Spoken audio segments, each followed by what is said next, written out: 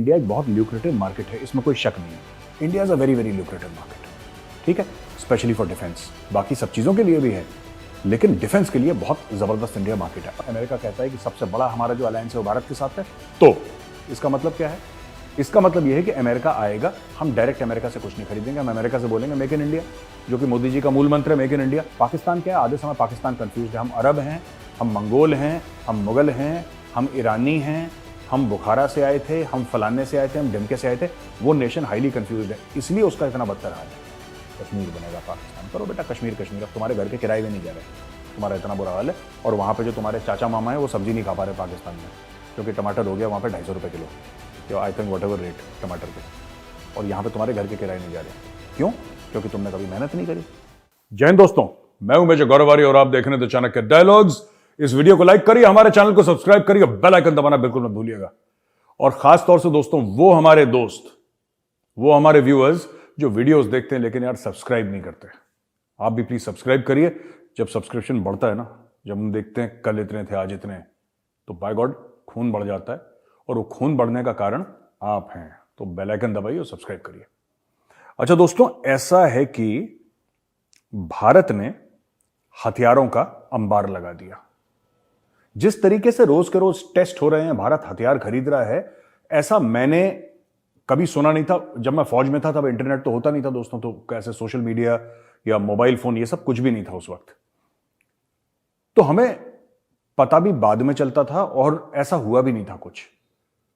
जितनी होड़, जितना अंबार लगा दिया है हथियारों का, अब मैं आपको 2-3 चीजें बताता हूं जो भारत कर रहा है। बड़ी इंटरेस्टिंग चीजें हैं, ध्यान से सुनिएगा। Number 1, India conducts another test in a bid to develop hypersonic weapons. Hypersonic weapons India develop कर रहा है, और उसका नाम है hypersonic technology demonstrator vehicle, HSTDV। ये स्क्रैमजेट इंजन है। अब ये देखिए, यूएस, रशिया और चाइना के पास, अब इंडिया खुद अपना डेवलप कर रहा है, और मार्क 5 तक जाएगा, यानी कि जो स्पीड है साउंड की, उससे 5 गुना तेज। ये टेक्नोलॉजी ऑलरेडी रूस के पास है, चीन के पास है और अमेरिका के पास है। भारत भी डेवलप कर रहा है, और बहुत जल्दी भारत के पास भी हाइपरसोनिक मिसाइल्स होंगी अपनी। और इंडिया ने इसको टेस्ट ऑलरेडी कर रखा है from APJ Abdul Kalam island, जो उड़ीसा की कोस्ट के थोड़ा सा आगे है। और ये बोला है कि ये जो टेस्ट है ना, ये जो इसके जो निष्कर्ष निकलेंगे टेस्ट के, ये जो टेस्ट से जो नतीजे निकलेंगे, ये प्लेटफॉर्म बनेगा फ्यूचर हाइपरसोनिक वेपन सिस्टम्स का भारत में। तो ये मुझे लगता है कि बहुत बड़ा एक भारत ने स्टेप लिया है, जो टेस्ट कर दिया भारत ने और दुनिया को बता दिया कि boss, India is also arrived on the big boys table. अब हम यहां पे आ चुके हैं। अच्छा, एक और डिफेंस PSU जो है, public sector undertaking, Garden Reach Ship Builders and Engineers, GRSE बोलते हैं इनको। इन्होंने मेमोरेंडम ऑफ अंडरस्टैंडिंग साइंस कराया रोल्स रॉयस के साथ। Rolls Royce solution, Rolls Royce तो it's originally a British company, but ये जर्मनी की बात चल रही है यहां पे। उनके साथ एडवांस डीजल इंजन्स बनाने की, टेक्नोलॉजी ट्रांसफर की और मैन्युफैक्चरिंग की इन्होंने एक MOU साइन कर दिया है। और जो मैन्युफैक्चरिंग और स्पेयर्स और कंपोनेंट्स बनाते हैं, उनके लिए बहुत एक बड़ा एक पुश होगा, एक बूस्ट होगा। और ये जो इंजन है, ये अलग अलग जगह इस्तेमाल होते हैं, यानी कि शिप्स में, हमारे जो युद्धपोत हैं उनमें, even in commercial ships and vessels ये इस्तेमाल होते हैं। तो अब रोल्स रॉयस के साथ ये भारत की कंपनी पार्टनर कर रही है। रोल्स रॉयस, आप ये देखिएगा, रोल्स रॉयस जो हवाई जहाज हैं उसमें भी रोल्स रॉयस के इंजन लगते हैं, और शिप्स में भी बड़े बड़े रोल्स रॉयस के इंजन लगे। Rolls Royce is one of the top engine manufacturers of the world. या आपने रोल्स रॉयस की कार के बारे में तो सुना ही होगा। Same company, different branch, same organisation, same mother company. These people build the best engine in the world. या आपके पता नहीं, बोइंग, शोइंग, एयरबस में हर जगह इन्हीं के इंजन लगे रहते हैं, रोल्स रॉयस के। तो वो लोग अब इंडिया में इंजन मैन्युफैक्चरिंग करेंगे। गार्डन रीच एक इंडियन कंपनी है, PSU है, उसके MOU के तहत ये मैन्युफैक्चरिंग होगी। इसके अलावा बाइडेन एडमिनिस्ट्रेशन का एक बहुत बड़ा एक बयान आया है। विक्टोरिया नुलैंड, ये थोड़ा सा ना मैं आपको विस्तार से बताना चाहता हूं। Under secretary of state for political affairs Victoria Nuland, Victoria Nuland ने यह कहा है कि ये जो लेडी हैं, ये कहती हैं कि यार देखो, ऐसा है, भारत में सोवियत जो इक्विपमेंट है, जो सोवियत वेपन सिस्टम्स है ना, वो भारत में ज्यादा हैं। हमें किसी तरीके से फैसिलिटेट करना पड़ेगा कि भारत के पास अमेरिकन वेपन्स हो जाएं। अब इसका मतलब क्या है? आप लोग, कई लोग सोच रहे होंगे कि यार ऐसा थोड़ा ना है कि हम अमेरिका के ऐसी वेपन्स ले लेंगे। अमेरिका की तो आदत है अपने हथियार बेचने की, दुनिया में जंग हो और अपने उसके हथियार बिकें। ये भी सच है काफी हद तक। तो अगर आप ऐसा सोच रहे हैं तो आप गलत नहीं सोच रहे। ये बात झूठ नहीं, ये बात सच है। लेकिन इसके ना और पैरामीटर्स भी हैं दोस्तों, और वो जो बाकी पैरामीटर्स हैं वो मैं आपको समझाना चाहता हूं। बाकी पैरामीटर्स ऐसे हैं, देखिए, बात यह है कि इंडिया एक बहुत ल्यूक्रेटिव मार्केट है, इसमें कोई शक नहीं है। India is a very very lucrative market, ठीक है, स्पेशली फॉर डिफेंस। बाकी सब चीजों के लिए भी है, लेकिन डिफेंस के लिए बहुत जबरदस्त इंडिया मार्केट है। अब ये लोग क्या कर रहे हैं अमेरिकन? जो रशियन इक्विपमेंट है ना, कुछ कुछ रशियन इक्विपमेंट वर्ल्ड क्लास है, राइट? कुछ कुछ रशियन इक्विपमेंट वर्ल्ड क्लास है, जैसे S-400। S-400 is a world class missile shield, this system, a cover and umbrella. ये वर्ल्ड क्लास चीज है S-400, इसमें कोई शक नहीं। और ये रशिया का है जो हमने लिया है। लेकिन बाकी जो रशियन चीजें हैं, those are not so good. इसमें से काफी इक्विपमेंट आउटडेटेड हो गया है हमारा, और ये भारत के लिए बड़ी परेशान करने वाली चीज है, क्योंकि चाइना जो है वो हर रोज अपने वेपन सिस्टम्स अपग्रेड कर रहा है। अब मैं आपको छोटी सी बात बताता हूं, एग्जांपल बात बताता हूं। रशिया का एक बहुत तगड़ा बैटल टैंक है जिसका नाम है T-90, right? T-90 battle tanks हजारों दर हजारों की तादाद पे यूक्रेन के ऊपर छोड़ दिए। यूक्रेन को अमेरिका ने दे दी जेवलिन जो एंटी टैंक मिसाइल है वो दे दी। अच्छा, भारत में हम लोग नॉर्मली इन्फेंट्री, जो ज्यादातर एंटी टैंक वेपन्स यूज करती है, मैकेनाइज्ड इन्फेंट्री, हम लोग जेवलिन के जैसा यूज नहीं करते। हम लोग जनरली जो यूज करते हैं वो करते हैं 84 mm Carl Gustav. 84 mm Carl Gustav is not an intelligent system, it's a good system, but it's an intelligent system नहीं है वो इतना। और वो जब मैं ट्रेनिंग कर रहा था 1994-93 में, तब भी हमने चलाया था एकेडमी में, आज भी वही चला आ रहा है। तो हमारी एकेडमी की ट्रेनिंग 30 साल हो गए यार, 30 साल हो गए। तो मेरा ये कहने का मतलब है कि since we have almost 30 years पुराना सिस्टम है। और जो यूक्रेन की लड़ाई है रशिया के साथ, यूक्रेन ने तो जेवलिन चला चला के T-90 का भूत बना दिया। कैसे T-90 का भूत बना दिया मैं आपको बताता हूं।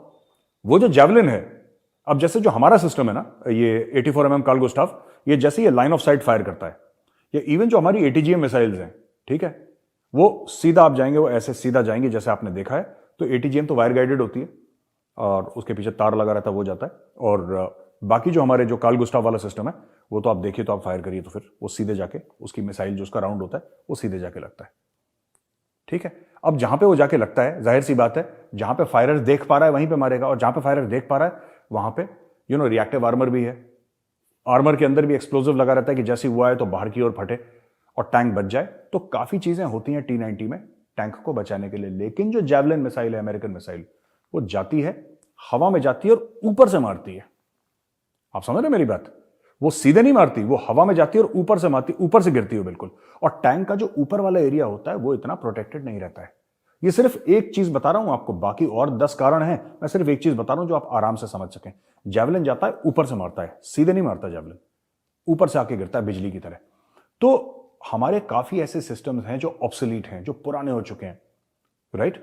और रूस अब क्योंकि यूक्रेन में फंसा हुआ है, तो वहां से जो हथियार हमारे पास आने थे वो बहुत ज्यादा डिले हो गए, क्योंकि रूस को अपने हथियार ही पूरे नहीं पड़ रहे। अब इंडिया अपना वेपन्स और मैन्युफैक्चरिंग जो है बढ़ा रही है। जैसे कि AK-47 का हमने आपको बताया था कुछ समय पहले कि यहां पे अमेठी में शुरू हो रहा है AK-47 का प्लांट, मैन्युफैक्चरिंग शुरू हो चुकी है और भारतीय सेना में भी आना मार्च तक, काफी हद तक आना शुरू हो जाएगा। लेकिन सबसे बड़ा चैलेंज क्या है? TOT, ट्रांसफर ऑफ टेक्नोलॉजी, सबसे बड़ा चैलेंज है। जब अमेरिकन आएंगे और हमारी, अगर वो कहते हैं कि ठीक है हम आपके साथ मैन्युफैक्चर करेंगे, जाहिर सी बात है हमारे पैसे के लिए कर रहे हैं, ऐसी कोई खास मोहब्बत और रिश्ता तो है नहीं भारत के साथ, लेकिन हम उनके पार्टनर्स हैं, स्ट्रेटेजिक पार्टनर्स हैं। और अमेरिका कहता है कि सबसे बड़ा हमारा जो अलायंस है वो भारत के साथ है। तो इसका मतलब क्या है? इसका मतलब यह है कि अमेरिका आएगा, हम डायरेक्ट अमेरिका से कुछ नहीं खरीदेंगे, हम अमेरिका से बोलेंगे मेक इन इंडिया, जो कि मोदी जी का मूल मंत्र है, मेक इन इंडिया, तो मेक इन इंडिया। अब वो ट्रांसफर ऑफ टेक्नोलॉजी करते हैं कि नहीं करते, और किस भाव में हमें क्या सामान मिलता है, this is something that is very important. हमें किस रेट पे क्या सामान मिल रहा है। रशियन इक्विपमेंट हमने तब रशिया से लिया था जब हमारे पास पैसे वैसे नहीं होते थे, आज की तारीख में भारत के पास हैं पैसे। तो obviously India will try to buy the best in class equipment that the world has to offer. और एक बात मैं आपको बताऊं, फ्रांस, अमेरिका और यूरोप, मतलब जाहिर सी बात है Europe in the sense that some countries, not all of them, but some countries in Europe like France, like England, America, these make the best weapon systems in the world. Germany है, Heckler and Koch is a German system. वो America में भी उसकी factory, लेकिन it's German weapon platform यार. वो उनके pistols हैं, उनके मशीन गन्स हैं, उनकी सब मशीन गन्स हैं, and they make some of the finest weapon systems in the world यार, हेकलर एंड कोक. तो मेरा ये कहने का मतलब ये है कि आएंगे तो ट्रांसफर ऑफ टेक्नोलॉजी भी हमें देखनी पड़ेगी.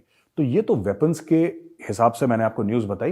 ये 3 बड़ी खुशाइन खबरें हैं, 3 बड़ी अच्छी खबरें हैं. We are getting the best in class weapon systems. तो हमने बात करी हाइपरसोनिक वेपन्स की, जिसकी टेस्टिंग शुरू हो गई है. इसका मतलब प्लेटफॉर्म बन चुका है. दूसरी हमने बात करी रोल्स रॉयस इंजन की, बहुत बड़ी चीज़ है, finest engine in the world. तीसरी हमने बात करी ये अमेरिकन मिलिट्री इक्विपमेंट, जो अमेरिका खुद कह रहा है कि भाई भारत के साथ, भारत के क्या कंसर्न है उसको एड्रेस करो और भारत में बनाना शुरू करो वेपन्स. ठीक है ना. डॉक्टर जयशंकर एक जगह स्पीच दे रहे थे तो उन्होंने समझाया, महाभारत और रामायण का हवाला देते हुए बोला कि भगवान श्री कृष्ण और हनुमान जी कहते हैं दे वर सम ऑफ द ग्रेटेस्ट डिप्लोमैट्स. क्योंकि देखिए जिस तरीके से कृष्ण भगवान ने महाभारत में अपनी बात समझाई, दुश्मन की कोर्ट में जाके, उनके दरबार में जाके अपनी बात, डिप्लोमैट यही तो काम करता है. और जब वो नहीं समझे फिर महाभारत हुआ. लेकिन समझाने की पूरी चेष्टा करी, समझाने की, पांडवों की तरफ से भी और श्री कृष्ण की तरफ से भी. युद्ध को जितना टाला जाए टाला गया. और टाला वर्ड जो मैं यूज कर रहा हूं, ये नहीं कि उन्होंने पोस्टपोन कर दिया किसी तरीके से. उन्होंने बोला कि नहीं यार देखो हमारे भाई हैं, हम नहीं लड़ना चाहते. पर जब सर पे बात आ गई फिर लड़ना पड़ा. धर्म के लिए लड़ना पड़ा, ड्यूटी के लिए लड़ना पड़ा, कर्म के लिए लड़ना पड़ा, कर्तव्य के लिए लड़ना पड़ा. और वही चीज हनुमान जी भी जब गए थे, या जो अंगद गए थे, राइट, पहले अंगद भी गए थे कोर्ट में जब उन्होंने अपना पैर जमा दिया था रावण के दरबार में. और फिर हनुमान जी गए थे. हनुमान जी भी कहते हैं कि मैं श्री राम का दूत हूं और मैं उनका सेवक हूं, और आप छोड़ दीजिए सीता मां को. पहले उन्होंने प्यार से ही समझाया, फिर नहीं समझ में आया तो फिर मार से समझाया. लेकिन पहले तो इनको डॉक्टर जयशंकर ने बोला, और ये मुझे एक बात अच्छी लगती है कि स्लोली एंड स्लोली ना people in the government have started quoting Chanakya. हमारे प्लेटफॉर्म का नाम ही चाणक्य डायलॉग्स है, तो ये मुझे बड़ी अच्छी बात लगती है. They have started quoting Chanakya, they have started quoting Mahabharata, they have started quoting Ramayana. और ये हमारे खून में है ना ये सब चीजें. आप कभी भी अपनी डिप्लोमेसी करेंगे, आप अपने फॉरेन अफेयर्स चलाएंगे, आप डोमेस्टिक पॉलिसी करेंगे, आप अपनी जड़ों से कैसे दूर हो सकते हैं? आप कैसे दूर हो सकते हैं अपनी जड़ों से? जो मुल्क ना पराई जड़ों पे, जो पेड़ जो है पराई जड़ों पे खड़ा होता है, पेड़ गिर जाता है. पाकिस्तान के साथ क्या हो रहा है? पाकिस्तान के साथ इकोनॉमिक क्राइसिस और डिप्लोमेटिक क्राइसिस, ये बड़ी बात नहीं है. ये तो हर कंट्री, इंडिया में नहीं था 1990s में, इससे ज्यादा जबरदस्त था. पाकिस्तान में तो कुछ भी नहीं है. भारत में तो बहुत ज्यादा संगीन मामला हो चुका था. लेकिन आप एक बात तो सोचिए कि भारत ने कभी जो पराई चीज है ना, ठीक है, जो भी अच्छा था उसको अपनाया. लेकिन ये खास तौर से मुझे जयशंकर साहब की ये बात अच्छी लगी कि उन्होंने रेफरेंस दिया अपनी रूट्स का. उन्होंने महाभारत और रामायण का रेफरेंस दिया. मुझे लगता है बहुत बड़ी बात है. और हम लोग तभी स्ट्रांग होंगे जब हम खुद, ये भी एक किस्म की आत्मनिर्भरता है. while we study Sun Tzu and we study Clausewitz and we study Guderian and we study Patton and we study Rommel, we also need to study General Zorawar Singh. We need to study we need to study Chanakya. We need to study the campaigns of Chandragupta and Samudragupta. We need to understand the campaigns of Chhatrapati Shivaji Maharaj. ये सब ना हमें foreign policy, जब हम foreign policy की बात करते हैं, you must also understand the mindset of Guru Govind Singh ji Maharaj when he wrote Zafarnama. जब उन्होंने जफरनामा लिखी थी, आप कभी, मैं आपको बता रहा हूं, कभी पढ़िएगा दोस्तों जफरनामा. वो किताब पढ़ के बनती है, तब आपको पता लगता है कि गुरु गोविंद सिंह जी महाराज वो such a great diplomat and a visionary. लोग तो कहते हैं ना कि he was a great soldier, but he was more than just a great soldier. मुझे लगता है जो उनको सिर्फ ये कहते हैं कि बहुत बड़े जनरल थे, वो नाइंसाफी कर रहे हैं. वो उससे बहुत कहीं ज्यादा थे. आप जफरनामा पढ़िएगा और फिर आप मुझे बताइएगा कमेंट्स में कि आपने जफरनामा पढ़ी कि नहीं पढ़ी. नवतेज सरना साहब हैं और ये डिप्लोमेट रह चुके हैं भारत के, अब रिटायर हो चुके हैं. और नवतेज सरना साहब की उनका ट्रांसलेशन आपको इंग्लिश में मिल जाएगा, आप पढ़िएगा. उन्होंने औरंगजेब को लिखा था ये, और फारसी में लिखा है, उसका इंग्लिश का ट्रांसलेशन आपको मिलेगा, हिंदी का भी मिल सकता है आपको. पढ़िएगा जफरनामा. तो ऑल दीज थिंग्स ना we need to draw from our past. ये हमारे हीरोज हैं, ठीक है. जिस तरीके से छत्रपति शिवाजी ने मुगल साम्राज्य की खिड़कियां खड़का दी थी, ये सब। So simply borrowing things from outside doesn't hold any value. You have to develop your own systems. और सिर्फ अपने हथियार नहीं बनाने, सोच भी अपनी रखनी है।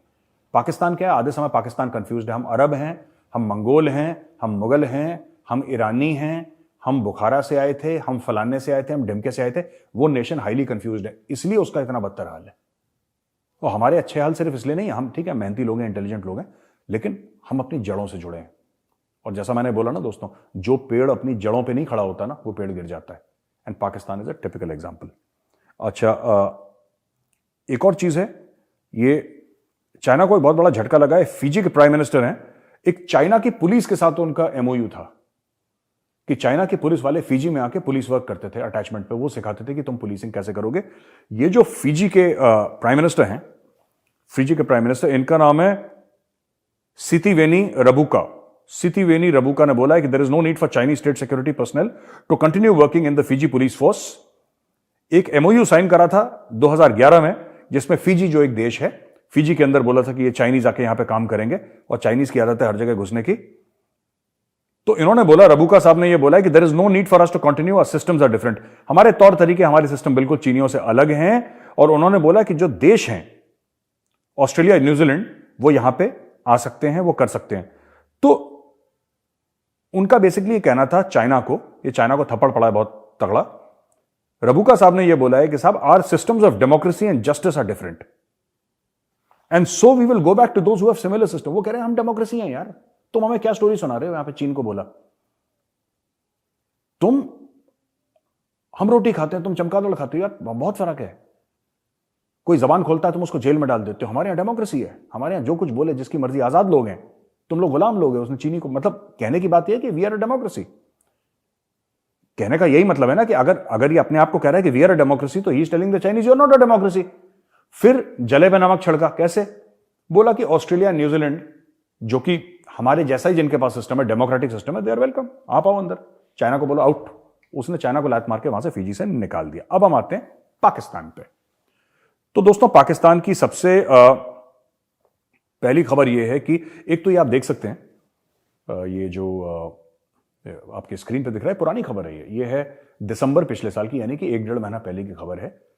लेकिन आजकल भी मैंने इनफैक्ट मेरी परसों बात हुई है पाकिस्तान, ठीक है, और मुझे यह पता लगा है कि 6 महीने तक इन्होंने अपने डिप्लोमेट्स को अमेरिका में, कनाडा में, यूरोप में तनख्वाही नहीं दी पाकिस्तानियों ने। और उनके जो घर के लिए आते थे, जो रेंट आपको पैसा मिलता है ना, वो भी नहीं दिया इन लोगों ने। ये मुझे पता लगा है। तो अब लोगों को एविक्शन नोटिस, क्योंकि भाई आप अमेरिका में रहोगे तो आप किराए पे रहोगे ना, कहीं आपको किराए पे लेना पड़ेगा घर। तो भैया किराए पे उन्होंने घर लिया, अब वो किराया दिया नहीं उन्होंने 6-6 महीने। अब वो मकान मालिक परेशान हो गया, अब वो कहता निकलो यहां से। तो ये हाल हो गया पाकिस्तान का इतना बुरा कि उनके डिप्लोमेट्स को सैलरी नहीं दी गई, उनके बच्चों के स्कूल की फीस नहीं जा रही। हाहाकार मच रहा है वहां पे। यही डिप्लोमेट्स थे जो, मतलब कश्मीर बनेगा पाकिस्तान, कश्मीरियों से नाता क्या, ला इलाहा इल्लल्लाह, सबको जाके कश्मीर की हम सच्चाई बताएंगे कि भारत बहुत तशद्दुद कर रहा है कश्मीर के अंदर, लोगों को मार रहा है, लोग घर से नहीं निकल रहे कश्मीर से, और इंटरनेट डाउन है वहां पे, मोबाइल फोन खत्म हो गया। आज की तारीख में भी ये झूठ बोलते रहते हैं वो लोग। तो बेटा तुम जितना झूठ बोल रहे हो ना, इसीलिए तुम्हारी तनख्वाह नहीं मिली। ऊपर वाला देख रहा है, ठीक है, भोले बाबा देख रहे हैं, उसके घर में देर है, अंधेर नहीं है, भोले बाबा देख रहे हैं, और वहीं से उन्होंने तुम्हें फटकार लगाई है, कश्मीर बनेगा पाकिस्तान। करो बेटा कश्मीर कश्मीर। अब तुम्हारे घर के किराए भी नहीं जा रहे, तुम्हारा इतना बुरा हाल है। और वहां पे जो तुम्हारे चाचा मामा है वो सब्जी नहीं खा पा रहे पाकिस्तान में, क्योंकि टमाटर हो गया वहां पे 250 रुपए किलो, या I think what ever rate टमाटर के। और यहां पे तुम्हारे घर के किराए नहीं जा रहे। क्यों? क्योंकि तुमने कभी मेहनत नहीं करी, तुमने कभी ईमानदारी से काम नहीं करा। कश्मीर बनेगा पाकिस्तान, कश्मीरियों से नाता क्या, ला इलाहा इल्लल्लाह। मौज आ रही है, अब सुकून है, ठंड पे आ गई है। Good, very good. अच्छा, पाकिस्तान में ओपन मार्केट और ब्लैक मार्केट अलाइन हो गए। क्या हुआ कि पाकिस्तान में पहले यह बोला कि साहब, जो आईएमएफ की एक शर्त थी, और आईएमएफ ने बोला कि ऐसा नहीं कि हम तुम्हें पहले देंगे पैसा और फिर बाद में। एक्चुअली ये 22 बार आईएमएफ को पाकिस्तानी चूना लगा चुके हैं बॉस। ये 22 बार उनको चूना लगा चुके हैं, 22 बार ये झूठ बोल चुके हैं आईएमएफ से कि यार आप पैसा दे दो, हम कर देंगे हम पैसा, ये कभी नहीं करते काम, कभी नहीं करते। 22 बार उनसे पैसा उठा चुके हैं। 22 times Pakistan has gone into the IMF programme, अब 23वीं बार जाने के मूड में। पर इस बार आईएमएफ ने बोला, गोरा भी सचेत हो गया, गोरे ने बोला बेटे पहले तू काम करेगा बाद में पैसा मिलेगा। तो पाकिस्तान में जो भूचाल आ रहा है ना, इसीलिए आ रहा है क्योंकि आईएमएफ ने मना कर दिया। आईएमएफ ने बोला भाई ऐसा है, पहले first what you do is, तुम पहले अपनी इकोनॉमी के जो पॉलिसीज है उनको ठीक करो, पैसा बाद में आएगा। अब पाकिस्तान में गला सूख रखा है, तो पाकिस्तान में जो गवर्नमेंट कंट्रोल था डॉलर का रेट अगेंस्ट द पाकिस्तानी रुपी, वो कंट्रोल कर रखा था। जैसे ही कंट्रोल हटाया वो ऐसे गिरा है जैसे पहाड़ से नीचे पत्थर गिरता है, और ऐसे डूब गया जैसे पत्थर पानी में डूबता है, डुप से नीचे चला गया। और आज की तारीख में यह है कि अगर आपके पास 250, 260, 270 रुपए हैं, फिर भी आप डॉलर नहीं खरीद सकते। इसका मतलब यह नहीं कि आप जाएंगे बाजार में 270 रुपए देंगे आपको डॉलर मिल जाए, डॉलर है ही नहीं वहां पे, डॉलर है ही नहीं। इसीलिए बहुत मारामारी चल रही है, बहुत परेशानी चल रही है।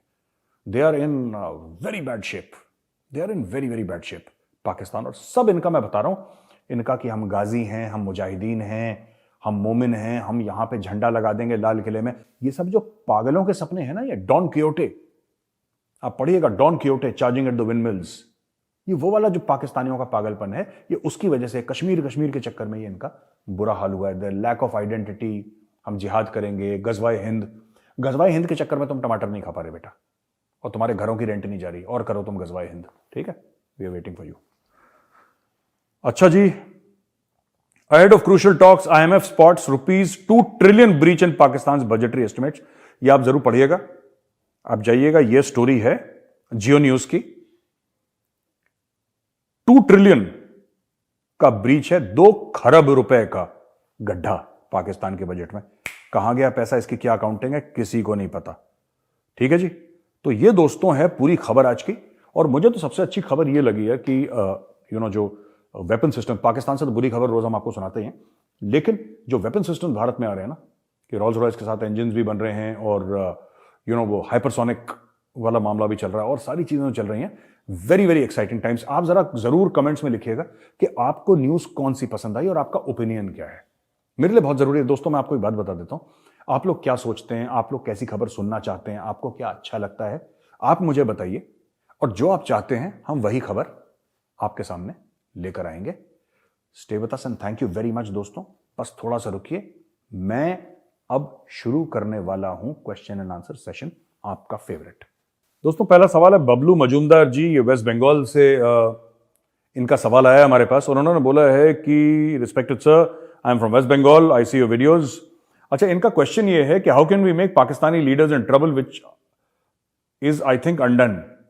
Thank you Jayant. ये शायद ये पूछना चाह रहे हैं बबलू जी की हम किस तरीके से पाकिस्तानी लीडर्स को और मुसीबतों में, हमें डालने की उनको जरूरत नहीं है मुसीबत में, वो खुद एक दूसरे के गले पकड़ रखे हैं। पाकिस्तानी नेताओं की एक खासियत है, उनका एक हाथ दूसरे के गले पे रहता है और दूसरा हाथ उसके बटुए पे रहता है, ठीक है। हमें करने की क्या जरूरत है। इमरान खान शहबाज शरीफ को गाली दे रहा है, शहबाज शरीफ इमरान खान को गाली दे रहा है, इमरान खान जरदारी को कह रहा है कि ये मेरा कत्ल करना चाहता है, ठीक है। राणा सनाउल्लाह कहता है कि तुम आओ दिखाओ, फिर हम तुम्हें चांद तारे दिखाते हैं। कोई चौधरी फवाद को जेल में डाल दे। ये आपस में एक दूसरे को मार काट रहे हैं, भारत को कुछ नहीं करना। देखिए, एक बहुत पुरानी कहावत है, when your enemy is making a mistake don't interrupt him. आप कुछ मत करिए, आप इंटरप्ट मत करिए। ये एक दूसरे को खुद बर्बाद करते चले जाएंगे जब तक पाकिस्तान जो है एक रेडियो एक्टिव वेस्टलैंड नहीं हो जाता। ये इनकी यही फितरत है, मैं आपको बताता हूं। और मैं आपको छोटा सा बबलू जी आपको एक एग्जाम्पल भी दे देता हूं। एग्जाम्पल ये है कि ये लोग जिनको अपना हीरोज मानते हैं ना, जिनको हीरोज मानते हैं, गजनवी, गौरी, बाबर, ये लोग कौन थे? ये तो हमलावर थे, इन्वेडर्स थे, डकैत थे, ये चोरी करने आए थे इंडिया, ठीक है। किसी ने सोमनाथ का अभी भी पाकिस्तान में यह है कि देखो सोमनाथ का मंदिर लूट के गया, उनको अच्छा लगता है ये सुन के। ये कल्चर का फर्क है। आप कहेंगे यार लूटना, अपने दुश्मन से भी चोरी करना, आप कभी ठीक नहीं। आप कहोगे दुश्मन को जान से मार दो, बेशक, मैं ये नहीं कह रहा कि करना चाहिए ऐसा, बट एक माइंडसेट की बात मैं डिस्कस कर रहा हूं। सो टेक इट एकेडमिकली, आप थियोरेटिकल बात मेरी समझिए। आप कहेंगे ठीक है दुश्मन से लड़ाई होगी, मैंने मार दिया उसको, पर जब आप ऐसी बात करेंगे ना, मैं दुश्मन के घर गया, मैंने उसको मारा नहीं मारा वो बात की बात है, लेकिन मैंने उसके पैसे चोरी कर लिए, आपका जो सबसे अच्छा दोस्त होगा ना, जो इंडियन है, वो कहेगा यार तूने क्या हल्की हरकत कर दी यार, ये क्या छिछोरों वाली हरकत कर दी, तूने जेब काट ली दुश्मन की। मतलब मारपीट खून खराबा अगर जायज है तो वो ऑनरेबल है, अगर जायज है तो ऑनरेबल है। ये चोरी वोरी, इनके हीरोज वैसे, इन्होंने अपने मिसाइल्स के नाम रखे हैं ना, गौरी गजनवी, क्यों रख रखे हैं? अपने हीरोज के ऊपर रख रखे हैं। और इनके हीरोज ऐसे थे, यहां से चोरी करी, इस गांव से ये चोरी कर ली, ये औरतें लड़कियां उठा ली, ये बच्चों का कत्ल कर दिया, बुजुर्गों का कत्ल कर दिया, मंदिर तोड़ दिए। तो ऐसे लोग जिस माशरे के हीरो हैं, तो वो लोग भी तो वैसे ही बनेंगे। तो हमें कुछ करने की जरूरत नहीं है कि हम कुछ उनका नुकसान पहुंचाएं ना, कभी नहीं। हमें बस सिर्फ एक काम करना है, चुप रहो, ये खुद अपने मुल्क में आग लगा रहे हैं, don't disturb them, please don't disturb Pakistanis. अच्छा, ये एसपी क्रिएशंस से आया है, नमस्ते major sir, I am Skand Prasad, studying in grade 7। अरे शाबाश, 7वीं कक्षा में पढ़ते हैं आप। I got to know about Germany's intentions to supply Leopard tanks to Ukraine. This action has led Russia to consider Germany as its direct enemy. Do you see this conflict escalating and involvement of other countries and taking advantage of the situation? Do you see India consolidating its position to capture POK? नहीं, मुझे ऐसा नहीं लगता कि इसका POK से कोई भी रिश्ता है। ठीक है स्कंद प्रसाद जी, इसका कोई लेना देना नहीं है POK से, पहली चीज। दूसरी चीज यह है कि हाँ, रशिया, ये बात आपकी ठीक है, मैं आपसे अग्री करता हूं कि रशिया कंसिडर करता है अब जर्मनी को अपना दुश्मन, क्योंकि लेपर्ड टैंक जो है ना, मैं आपको फ्रैंकली बताऊं, टेक्नोलॉजी लेपर्ड टैंक्स और T-90 में जमीन आसमान का फर्क है, जमीन आसमान का फर्क है। ठीक है, और लेपर्ड टैंक्स अगर वो उतारता है तो बहुत प्रॉब्लम हो जाएगी। लेकिन अब रशिया में ना वॉर फटीग आ रहा है, Russia does not want to fight, इसलिए वो जो रशियन, कोई अलग क्रिसमस होता है जो क्रिसमस के बाद मनाते हैं वो रशियन, उसको वो लोग क्रिसमस ही बोलते हैं, नाम मैं भूल रहा हूं। उसमें पुतिन ने बोला कि 2-3 दिन तक लड़ाई नहीं होगी। यूक्रेन ने जवाब दिया, क्यों नहीं लड़ाई होगी, लड़ो ना, क्या फर्क पड़ता है, लड़ो। तो यूक्रेन अब ऑफेंसिव पे जा रहा है, क्योंकि पूरे वर्ल्ड का यूक्रेन को सपोर्ट है। और रूस जो है लगभग अकेला है, क्योंकि जो रूस को सपोर्ट भी कर रहे हैं ना, वो खुल के सामने थोड़ा ना आ रहा है रशिया के सामने, तो पीठ पीछे चुप चुप हो रहा है। खुल के कोई रूस को नहीं बोल रहा कि तुमने ठीक करा है। और रशिया के अंदर, रशिया को ऐसा लग रहा था कि यूक्रेन को 2-4 थप्पड़ मारेंगे, यूक्रेन जमीन पर बैठ जाएगा। अब यूक्रेन जमीन पर नहीं बैठा।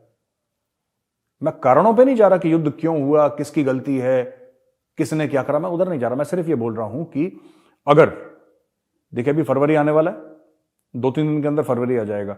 आई थिंक 22 या 23 फरवरी को अटैक हुआ था, इफ आई रिमेंबर करेक्टली। 22 या 23 फरवरी को रशिया ने यूक्रेन को इन्वेड कर दिया। 1 साल होने वाला है। अगर 1 साल में रशिया की फौज, जो दुनिया की आई थिंक नंबर 2 या नंबर 3 फौज मानी जाती है, राइट, जो मिलिट्री के हिसाब से जो मानी जाती है, अगर वो फौज इतने पिद्दी से यूक्रेन को 1 साल में नहीं हरा पाई, तो then I think there is something seriously wrong. कोई भी कुछ बोले कि उसके स्ट्रेटेजिक एम क्या थे, उसके ये फलाने, जो मर्जी एम हो यार, जो मर्जी तुम कह लो कि यहां से जाना था, पोर्ट को काटना था, और वो इधर नहीं आ पाता, सी के रूट्स उसकी बंद करनी थी, जो अंग्रेजी सुना लो। Fact of the matter is 11 महीने के बाद भी वहां पर जंग जारी है, ये फैक्ट है। और हमें ऐसा लग रहा था, पहले तो हमें यह लगा कि साहब रशिया अटैक करेगा ही नहीं, और फिर लगा कि रशिया ने अब अटैक कर दिया तो हफ्ते 10 दिन में जंग निपट जाएगी।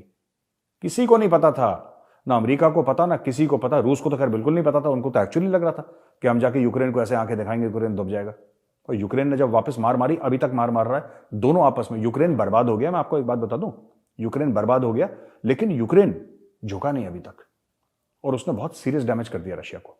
ऑब्वियसली रशियन सिटीज बिल्कुल ठीक है, रशिया के बीच में बम नहीं गिर रहे, इनके तो शहरों में बम गिर रहे हैं, इनकी इकोनॉमी तबाह हो गई यूक्रेन की।